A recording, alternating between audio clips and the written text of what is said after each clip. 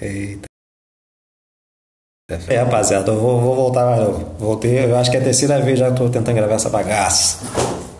Esse vídeo é quase que uma continuação do vídeo anterior que eu falei sobre o comunismo no Brasil, a intentona comunista de 1935. Se você não assistiu o vídeo, assista lá e dá aquele like maroto. Então, esse vídeo aqui é uma continuação do outro texto, inclusive. Aí eu coloquei aqui no comecinho, ó. Assim havia terminado o texto anterior.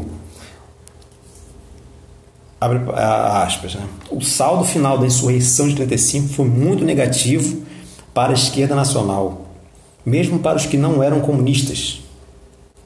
Vale lembrar que nem toda a esquerda nacional, né, era comunista. Você poderia ter social-democrata, poderia ter anarquistas e até mesmo socialistas, considerando aí uma diferença sutil entre comunistas e socialistas, ou seja, a esquerda era bem diversificada, né? Mas quando tentou no comunismo em 1935, não foi só os comunistas que saíram com o filme queimado nessa história, mas todas as esquerdas. Então, continuando, muitos membros da elite passou a apoiar Vargas, pois passaram a ter medo do comunismo, e quem já tinha medo passou a ter mais medo ainda, né? E essa galera medrosa aí confiavam no presidente para garantir a repressão contra esses rebeldes terroristas. Com o apoio das elites e do Congresso, Getúlio Vargas saiu ainda mais fortalecido do episódio, que conseguiu desbaratar facilmente. Ou seja, esses comunistas aí que tentaram tomar o poder em 1935 não duraram muito tempo, né? O máximo que eles conseguiram ficar foi 4 dias lá em Natal, Rio Grande do Norte. Última frase ali, ó. Importante salientar 2 pontos. O aumento do sentimento anticomunista entre as elites das Forças Armadas. Tem que ficar bem claro, né, gente? Porque o golpe do Estado Novo vai se dar em cima desse sentimento. 2 anos se passaram desde a intentona comunista, que em 35, né? Foi em 35. Em meados de 1937 iniciaram as campanhas eleitorais para a presidência da República, pois haveria eleições para a escolha do novo presidente da República. Em 1938, o novo presidente assumiria em março de 1938, iria substituir Getúlio Vargas. Então já estava em perspectiva o fim do governo Vargas. E dentre os principais candidatos temos o paulista, né, Armando Salles de Oliveira, pelo Partido Constitucionalista, que é o antigo Partido Democrata. Depois o pernambucano José Américo de Almeida, antigo ministro de Vargas, candidato ao governo, e Plínio Salgado, representando os conservadores integralistas. Eram os principais candidatos para assumir a presidência em 1938. Mas apesar da aparente normalidade em que se davam as campanhas eleitorais, Vargas dava sinais de que pretendia dar um golpe. Muitas pessoas já percebiam que Vargas não queria sair do poder, né? Ele estava gostando. Então, com o apoio de parte das elites anticomunistas e do exército anticomunista também, Vargas daria esse golpe. Faltava, no entanto, um motivo forte para que isso ocorresse. Para que isso ocorresse. Aqui, né? E esse motivo veio em fim de setembro de 1937, se não me engano, em 30 de setembro de 1937. Desculpa. Com a denúncia de um suposto plano comunista de assalto ao poder, o Plano Cohen. Segundo o general Eurico Gaspar Dutra, esse documento havia sido escrito pelos comunistas. No entanto, sabe-se, botei 2C, né? Sabe-se tratar de um documento falso, escrito por um capitão integralista chamado Olímpio Mourão, né? Era o que Vargas estava esperando, né?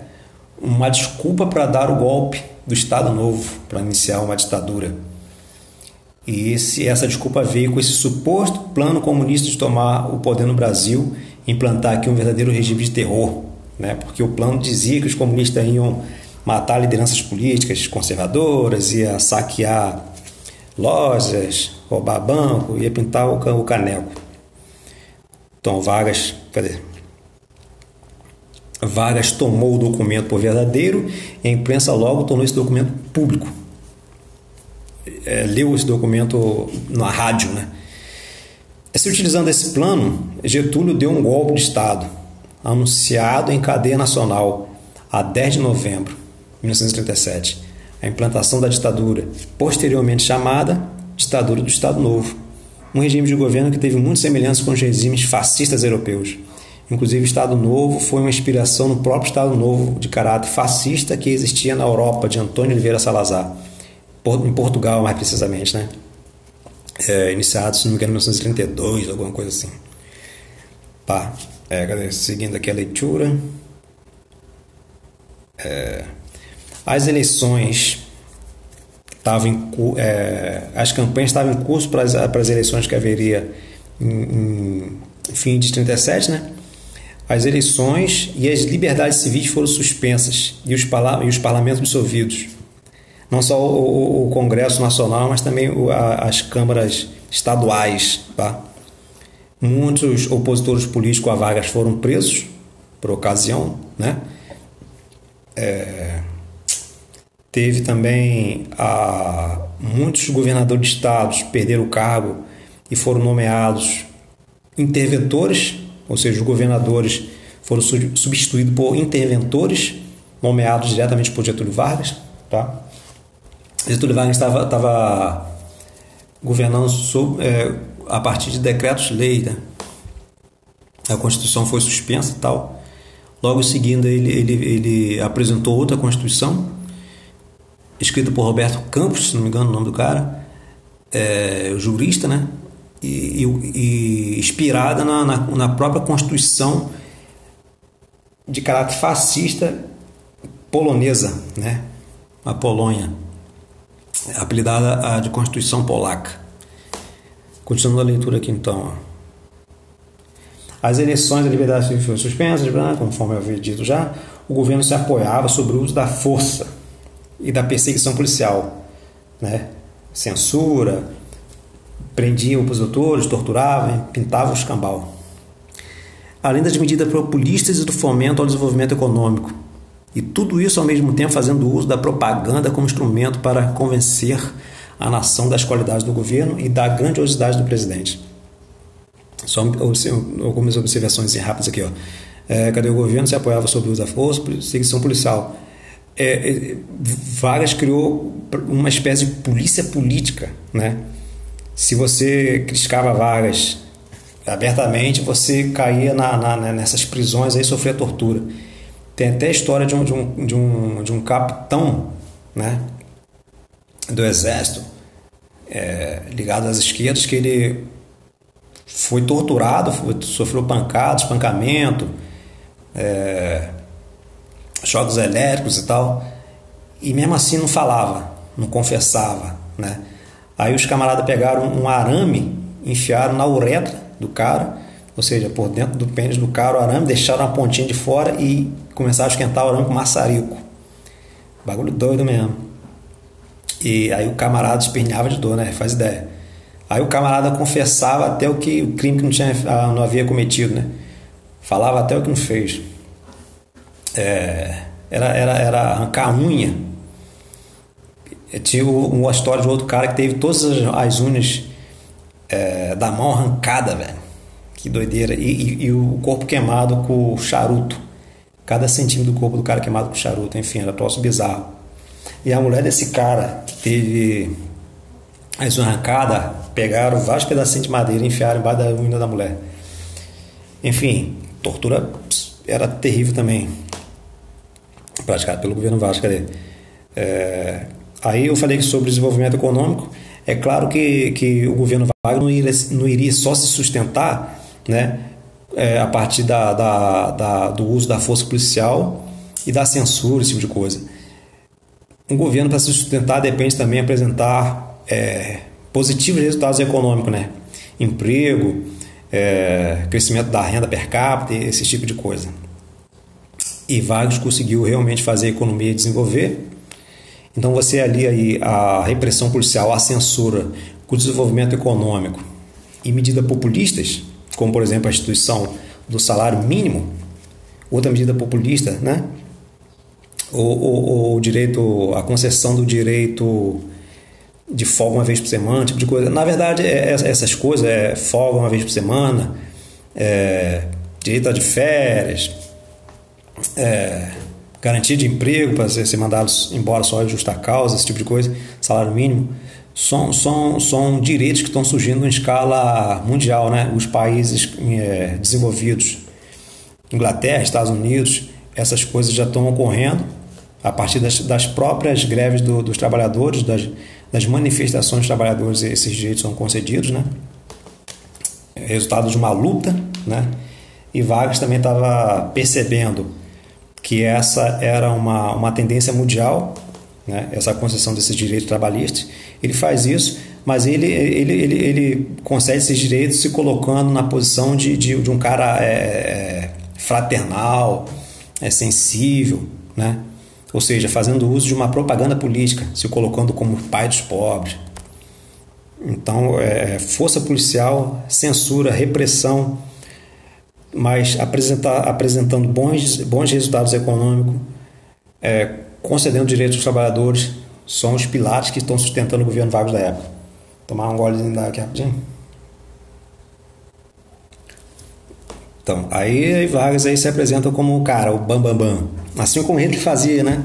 Hitler, Mussolini, na Itália também fazia uso da propaganda política para se apresentar como um grande cidadão, um grande governante,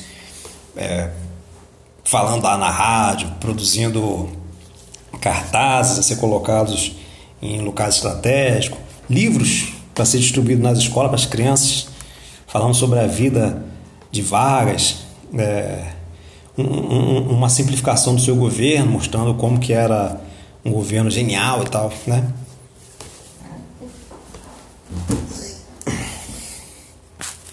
Então, no plano econômico, na leitura aí, se observa a consolidação de uma importante estrutura de órgãos de proteção e planejamento. E patrão, soluções. Aqui, quando eu falo de órgãos de proteção, eu estou falando desse tipo de coisa aqui, Instituto Açúcar e Álcool, Conselho Nacional do Café, esse tipo de coisa assim. Tem mais exemplos embaixo. Então, o Getúlio Vargas criou uma série de órgãos de proteção e planejamento para a produção econômica, sobretudo com o intento de fomentar a industrialização nacional. Essa política econômica é comumente chamada de nacional-desenvolvimentismo. Guarda esse conceito. Esse conceito é muito utilizado até hoje. Tem um candidato à presidência da República hoje que se diz nacional-desenvolvimentista, tá? Que a galera liberal olha para esses caras meio de lado assim, sai fora disso. No entanto, né? Será que o nacional-desenvolvimentismo é viável, é uma coisa positiva? Getúlio Vargas mostra aqui que... Então, o nacional-desenvolvimentismo funciona a partir da meta fundamental de substituição das importações, no que diz respeito, sobretudo, de produtos industrializados. Produto importado é o que a gente compra de fora, de outros países, né? Que a gente compra de fora de outros países são basicamente produtos industrializados que geralmente a gente não produz no Brasil. Só você vê carro, né? As marcas de carro que a gente usa no Brasil são da Itália, Estados Unidos, da Alemanha, né? Sem falar celular, computadores. A maioria desses produtos mais sofisticados, assim, industrializados, mais sofisticados, são importados, tá? E Vargas queria fazer com que o Brasil fosse capaz de produzir seus próprios produtos aqui dentro, tá? Então, isso aí que quer dizer substituição das importações. Eu acabei riscando o negócio. Nesse sentido, o Brasil experimentou um forte crescimento industrial. Aqui, Mas não só o setor industrial recebeu a atenção do governo. Antes do Estado Novo, tá? Isso aqui, Em 1933, por exemplo, foi criado o Instituto do Açúcar e Álcool, IAA, para orientar a produção canavieira, coordenar a produção canavieira, de modo geral, e ajudar os usineiros prejudicados pela crise de 1929. A crise de 1929 afetou não só os produtores de café, mas também outros produtores de bem primário, como, por exemplo, cana-de-açúcar, algodão, esse tipo de coisa. e mostrou como que a economia brasileira era frágil, né? Qualquer crise internacional deixava a gente de joelhos, literalmente, porque a gente dependia muito de exportação de produtos primários, sobretudo produtos agrários, né? E quando vem uma crise internacional dessa, os países de fora em crise não podem mais comprar nossos produtos primários e a gente depende de vender esses produtos para receber em dólar, para depois usar esses dólares para comprar os produtos mais sofisticados, industrializados desses países desenvolvidos, tá? Então essas crises aí, quando vem, fazia arruaça no Brasil, tá? Aí aqui, ó, cadê? Sem falar da criação do Conselho Nacional de Café, através do qual, inclusive, o próprio governo chegou a comprar milhões de sacas de café para depois queimá-las. O governo Vargas, tá? Em 1931 ele comprou, se não me engano, 14 milhões de sacas de café e depois mandou destruir essas sacas de café para que os cafeicultores não ficassem em prejuízo. E quem ia pagar pela conta? O povo, né? Mas o papel do Estado como agente de desenvolvimento econômico se intensificou a partir de 1937. A intervenção do Estado se estendia até as relações entre capital e trabalho, de modo que o governo intervinha nas relações entre patrão e empregado para que ambas as partes permanecessem em conformidade com a política econômica geral do Estado. Ou seja, as rinchas, as disputas, as brigas entre patrão e empregado seriam arbitradas pelo governo, tá? De tal modo que os dois caminhassem de forma harmônica em consonância com o projeto geral de desenvolvimento econômico do Estado. O Estado admitia as desigualdades sociais, mas dizia que essas diferentes camadas sociais deveriam atuar de forma harmônica, visando o bem comum, bem nacional, né? Princípio do corporativismo, né? Então, vai continuando a leitura aqui, ó. Assim, em fins da década de 1930 foi criado o Ministério do Trabalho, marcando o controle do Estado sobre as questões trabalhistas. Inclusive, o Estado novo varguista controlava de perto os sindicatos, né? Ajudava os sindicatos financeiramente, né? Mas mantinha os sindicatos sob rédea curta. Era proibido, inclusive, fazer greves e tal. Você não podia criar qualquer sindicato, teria que ser um sindicato aprovado pelo Ministério do Trabalho. Cada categoria profissional teria seu próprio sindicato, fragmentando os trabalhadores, né? Se cada profissão tem seu sindicato, né? Então as lutas se tornam muito setoriais. É um modo de alijar aqui os trabalhadores, né? E a década de 20, a década de 30 no mundo todo um período de grandes manifestações trabalhistas, greves e tal, os trabalhadores lutando pelos seus direitos. E esses direitos trabalhistas são uma novidade em todo mundo nessa época, né? Então Getúlio Vargas, temendo essa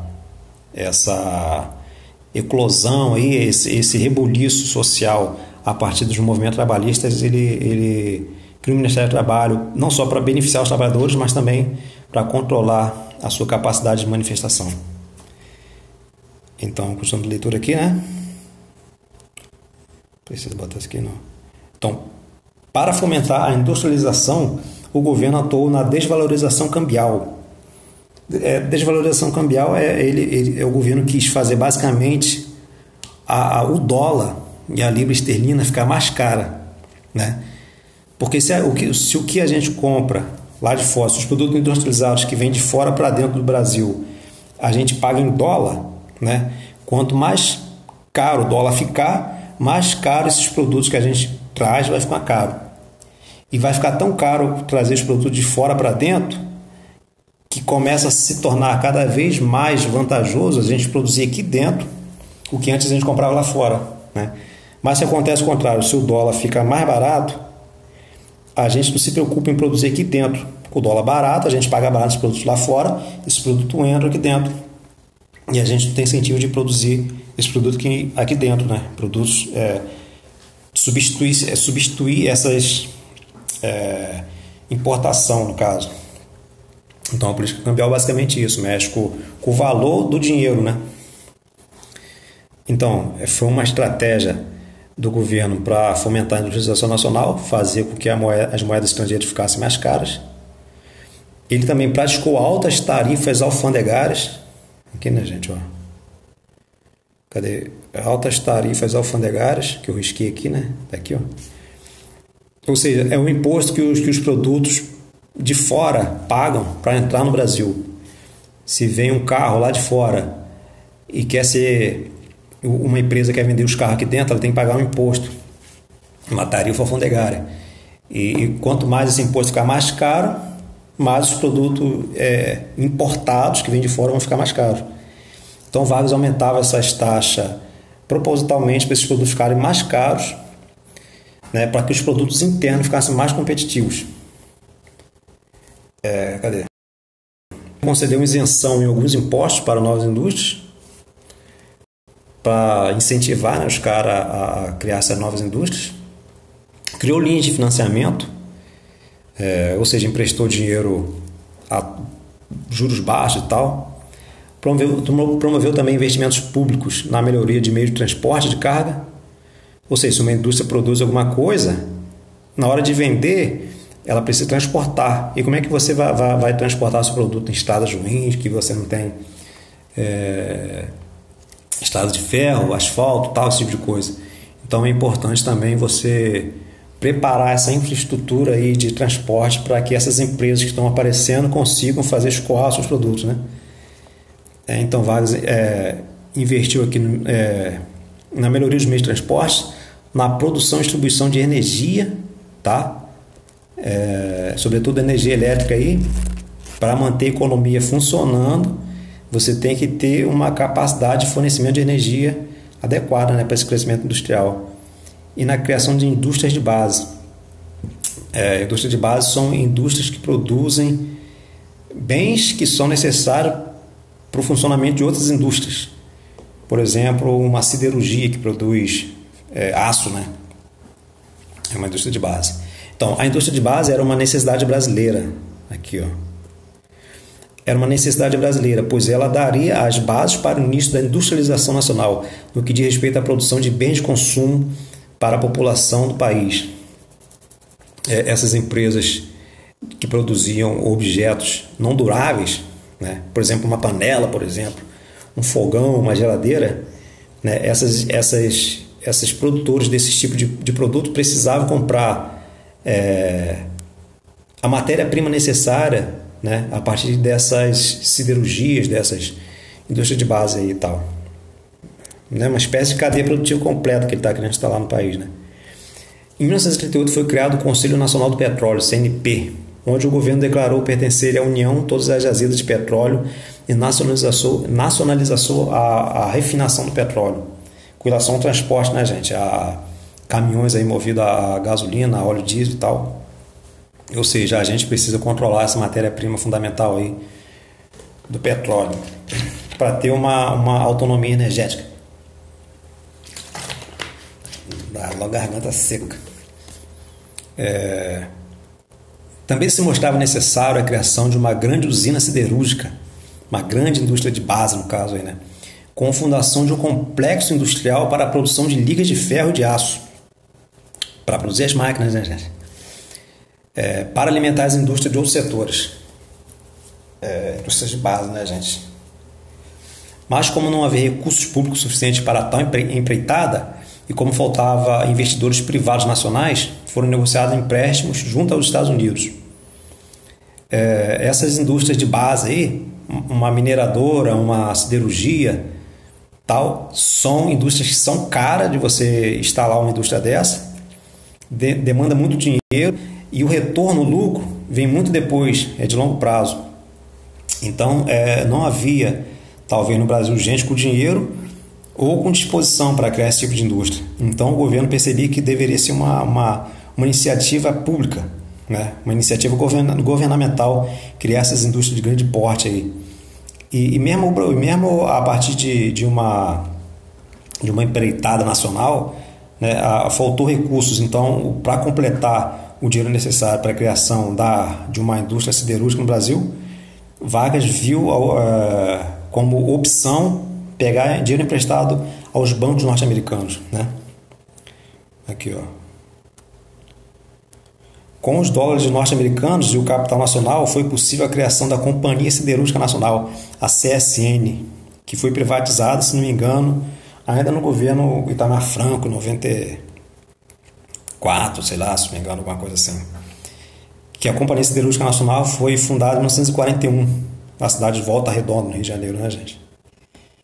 Fundamental aí na produção do aço e outros produtos também. Aí, em 1942, fundou outra indústria de base, a Companhia Vale do Rio Doce, voltada para a área de mineração, né? Sobretudo minério de ferro.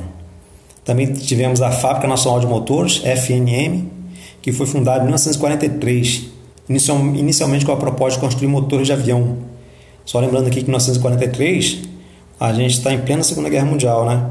Outra coisa também, quando eclode a Segunda Guerra Mundial, os países industrializados mobilizam a sua economia, as suas indústrias para a produção bélica, né? Produção de armas, munições e tal. E eles não têm condições de estar fornecendo produtos industrializados para os países periféricos como o Brasil, né? A economia deles está concentrada na guerra e não estão podendo vender muita coisa para a gente. Então, foi uma dos fatores que nos motivou a industrialização nacional. E a própria Fábrica Nacional de Motores produzia motores de avião, sobretudo para fazer funcionar aviões de guerra, tá? Para alimentar a indústria bélica nacional. Então o exército aí está fechadão aí nesse projeto e tal. Cadê? Em 1945, o governo deu grande incentivo à produção de energia elétrica com a criação da Companhia Hidrelétrica de São Francisco. Desculpa aí de novo. Então, a Companhia Hidrelétrica de São Francisco era a geração de energia a partir do represamento de água, né? Era uma novidade tecnológica na época. E foi muito importante para o desenvolvimento, inclusive, da região mais nordeste e tal. Como resultado da política econômica varguista, surgiram milhares de novas unidades produtivas. Cerca de 70% das indústrias que haviam em 1945 haviam sido fundadas a partir de 1930. Ou seja, um grande salto, né, gente? A classe industrial, conforme a economia ia se tornando mais diversificada e moderna, ou seja, não mais tão dependente da produção de bens agrícolas, né, e mais moderna, mais industrializada, mais sofisticada, entre aspas, aqui tinha uns problemas que até hoje nunca foram superados, né? A classe industrial passou a dar amplo apoio ao governo Vargas. E foi durante o seu governo que a produção industrial, em valores absolutos, superou a produção agrária, né? Se você for avaliar o produto interno bruto, a participação da produção industrial conseguiu superar a produção agrária, a participação da produção agrária no produto interno bruto durante o governo Vargas. Mas o número de pessoas que viviam nas zonas rurais ainda era superior ao número de pessoas que viviam nas cidades, apesar de que as cidades também estavam crescendo em termos populacionais. Essa virada da população urbana superar a população rural, população agrária, só vai se dar na década de 60. Então, fechando aqui, os governos que viriam suceder Getúlio se aproveitaram dessa estrutura governamental que possibilitava a intervenção na economia para dar continuidade ao processo de modernização econômica. Nesse sentido, cabe destacar Juscelino Kubitschek, que também vai ser um nacional desenvolvimentista, tá? Mas que, no entanto, vai fazer mais uso do capital privado do que Getúlio, que fazia muito uso do capital público, né? Aqui as fotinhas aqui, né? Aqui, vista aérea da Companhia Hidrelétrica de São Francisco. Aí a abreviação, a fonte aí, botei. Aqui um pedacinho da Companhia Siderúrgica Nacional, a CSN, também foi privatizada, né, gente? A Vale do Rio Doce também foi privatizada também, eu acho, no governo Fernando Henrique Cardoso. Caminhões da década de 1940 e 1950, da FNM, né? Que é fábrica. Essa fábrica que ela teve participação dos Estados Unidos ajudando aqui o governo brasileiro a manter essa fábrica. Depois o governo norte-americano lá dá a virada e suspende essa ajuda. Aí o governo brasileiro se vê tendo que abrir parte do capital dessa empresa, da FNN, para capital privado, né? Aí vem uma companhia italiana, que não me recordo o nome, passa a fazer parte, a ser associada a essa indústria. Essa companhia italiana vem à falência e depois vem a Alfa Romeo, acho que foi essa empresa, e também italiana, que também passou a ser acionista na FNM, tá? Enfim, essa FNM passou a ter vários problemas e tal. Depois que Vargas saiu do poder, a economia foi aberta, aí começaram a entrar caminhões da Mercedes-Benz, da Scania, e passaram a competir com esses caminhões fabricados aqui no Brasil, tá? Dificultou a vida da produção interna, né? Essa FNM também chegou a produzir máquinas agrícolas, carros e tal, tá? Depois a Fiat também, a Alfa Romeo, acho que é a Alfa Romeo que se fala, também se fundiu com a Fiat. Aí esses caminhões aí passaram a ostentar o símbolo da Fiat e tal. Enfim, é um caso interessante o estudo da FNM, né? Por que o Brasil não tem uma empresa do porte da Volkswagen ou da Fiat ou da Hyundai, né? Por que a gente depende de comprar esses veículos de transporte de fora? Por que a gente não tem uma grande fábrica assim que abastece o mercado interno, né? É uma questão que se coloca aí. Estudar o caso da FNM aí pode ser bem elucidativo nesse sentido. Bom, gente, é isso aí. Foi tratado. Se gostou, dê um like aí. E é nóis.